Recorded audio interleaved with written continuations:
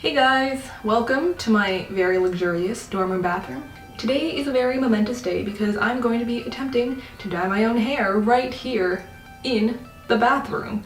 Yeah, it's my first time ever doing this, so things could end badly. If they don't, you can use this video as a tutorial, but if they do, please don't do any of this at home, kids. Here is what my hair looks like before trying to do anything. I already got it professionally bleached in a balayage, I don't know how to say that word, style at a salon.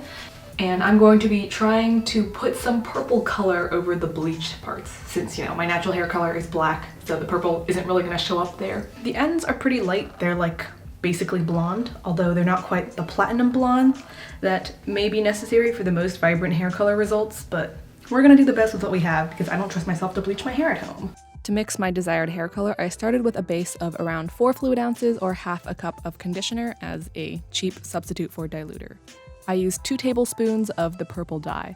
I wanted to dilute this with some conditioner because it's a lot darker than I actually want my hair to turn out, so mixing it with the diluter helps the color turn out lighter and closer to pastel. After I finished mixing the color, my next step was to put on the gloves and do a test strand to see what the color will look like on a part of my hair that isn't so visible. I should have clipped everything else back before I decided to do this, but it's too late now. Alright, so this strand is nice and coated, but I don't want it to touch everything else. Solutions I learned from the bio lab, not that I'm a bio major, but just turn the glove inside out and see what happens. Yeah? Alright, everything looks to be in place as best as it can be in clipping a glove into your hair. I'll be doing about half an hour's worth of history readings. We'll come back, wash out the test strand. We're now at about 15 minutes before I rinse this out, check on it, and then hop in the shower to wash my hair and prepare for the actual full dyeing process.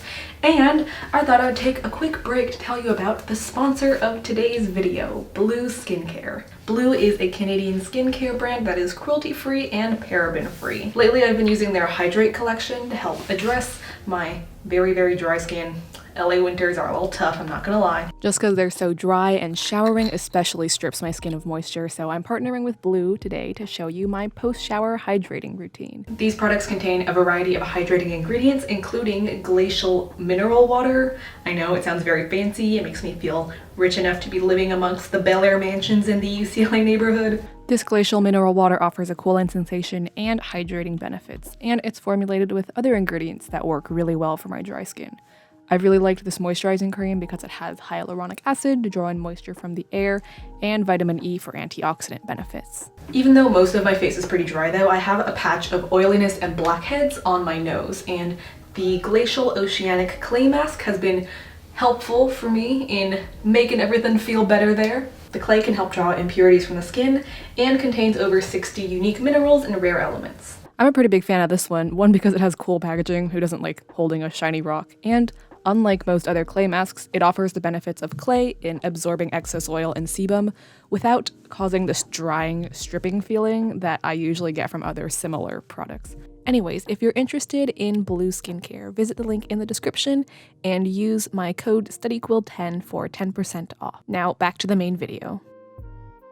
Yeah, I think I'm not gonna get anything lighter than this with the current level of bleaching that my hair is at and how dark this color is. So we're just gonna put this whole peanut butter cup container into the rest of my hair after I shower. Alright, I'm back. My hair is dry, my skin is clear, and I'm ready to drastically change my hair color.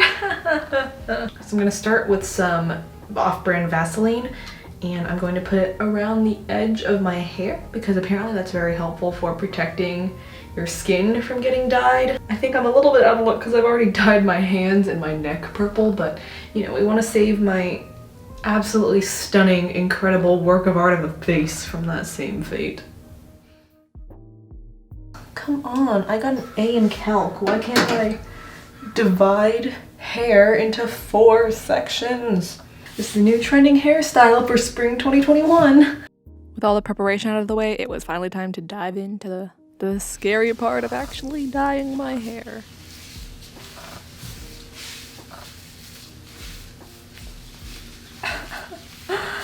Oh, there's no turning back. Just gonna keep going. Need more. Okay, now I want to do smaller sections. Am I doing this right? Am I doing this right? How long am I supposed to keep just like doing this? Okay, this isn't too bad. Right? What do the instructions say again? I think it would have been wiser to start with these small sections and probably from the back so I could perfect my technique where it's not too visible. I guess now would be an acceptable time to start doing the Q&A portion of this video as well. One of the questions I got a lot was, how are you really doing?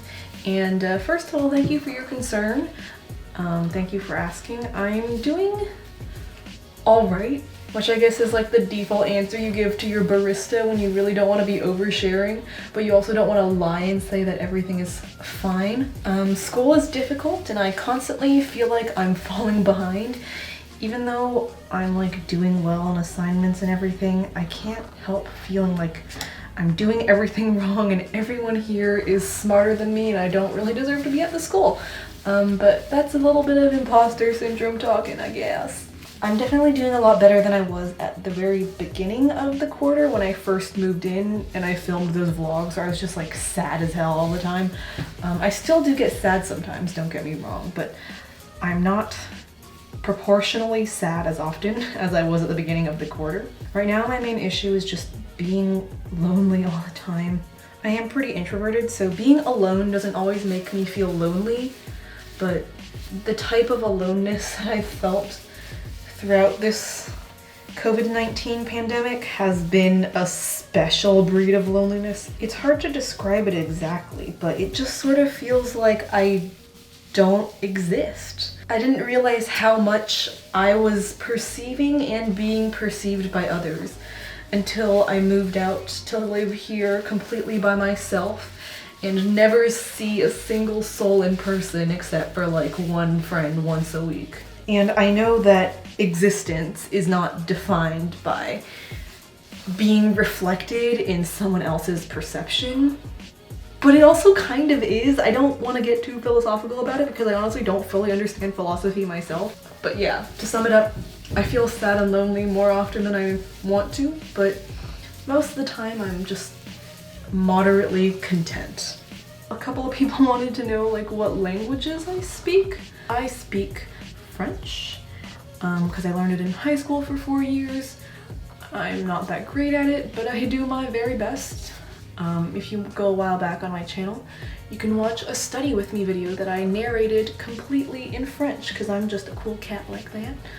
I also speak Mandarin Chinese. It's my family language and it was my first language, although I'm not very good at it anymore. I'm completely illiterate and my accent is middling at best. 我会说中文，但是我好久没练习，所以我的口音有可能有一点差，然后我说的也有一点慢。And my grammar's not that good.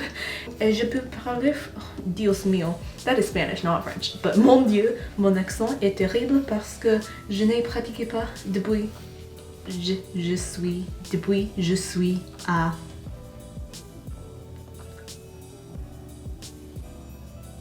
je suis au lycée. That's how you say high school, right? Let's get into some of the more juicy deets that maybe you're here to snoop into my life about.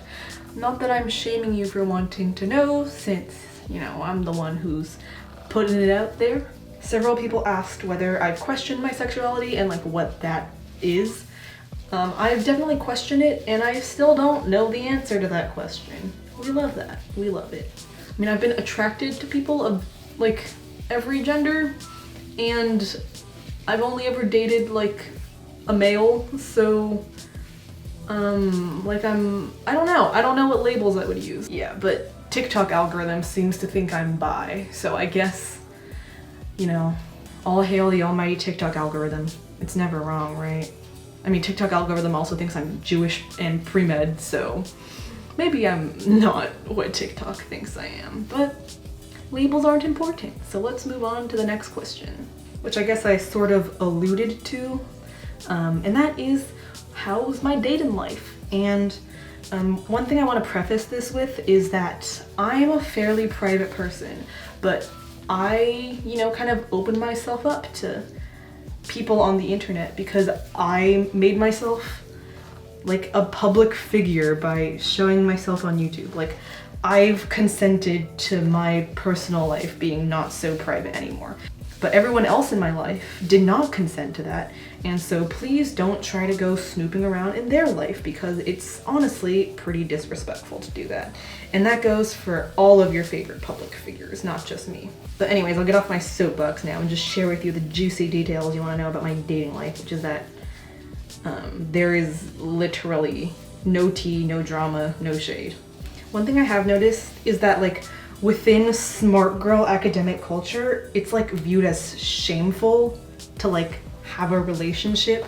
It's framed as this dichotomy between like be good at school and spend your time focusing on your academics versus like dating around and having relationships. Like, this is a false dichotomy. You do need to have like healthy relationships with other humans in order to be a healthy functioning human. Not that you have to have a romantic partner. Friendship counts and is arguably more important than a romantic relationship.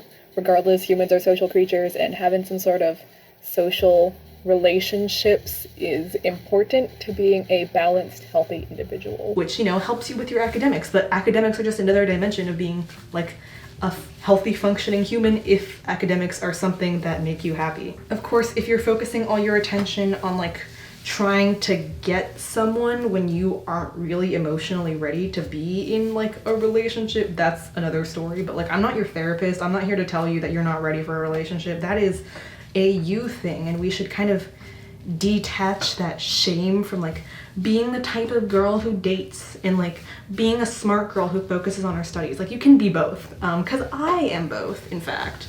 Yes, you heard it here. Studyquill has a boyfriend. I think all you need to know is that I've been in a relationship with the same person for 2 years now. Yeah, we're 1 week away from like the 2-year mark, and things are good. We're BFFs, and that is everything you need to know about my personal life, because even though I don't think it should be considered either shameful or like something to gloat about to be in a relationship, it's still something I feel like deeply uncomfortable talking about on the internet. My camera battery is about to die, and I don't think I can change it with my purpley glove hands, so I'm just gonna let it go, and I'll catch up with you once I finish combing the purple dye through my last chunks of hair, and I'll be sitting around waiting for it to like develop and set in. Shoot, this battery's almost dead too. Guess we're not gonna do any more questions or end on a real juicy high note, but I'll see you in like half an hour when all my batteries are done charging, or at least partially done charging, and my hair is all baked, ready to go, and purple. See you soon.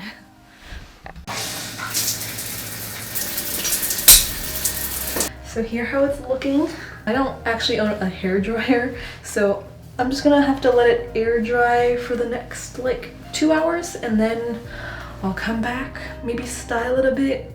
Definitely comb it because it's a little tangled right now, but come back and show you the final result. See you soon. Hello, and here is how it ended up looking dry. I feel pretty cool. Like, this is my Tumblr mood board from when I was 12 years old.